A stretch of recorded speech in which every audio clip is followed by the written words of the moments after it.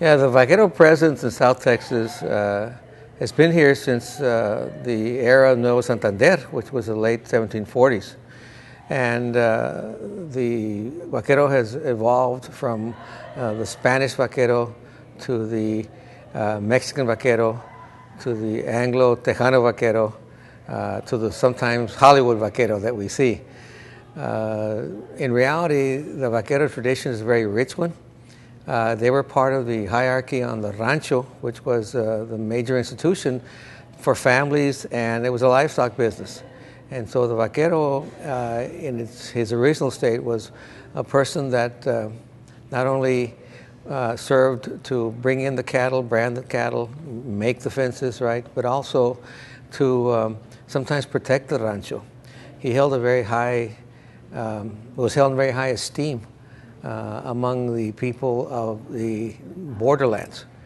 And his position was one that was respected, but what he's left today are, the evidence is everywhere on the ranchos. Now, his job description has changed from riding horseback a lot to sometimes to riding four-wheel drives, from bringing in strays to flying helicopters, from no communication on the rancho to cell phones and all sorts of other things, right? And some of his work now involves, the communications we know today.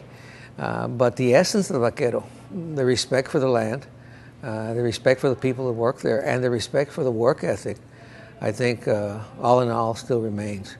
And so as we look at the heritage of our area, it's very important that you know that when you see a photo of a Vaquero, if he's the real Vaquero, there's a lot of history and a lot of pride attached to his work and his tradition.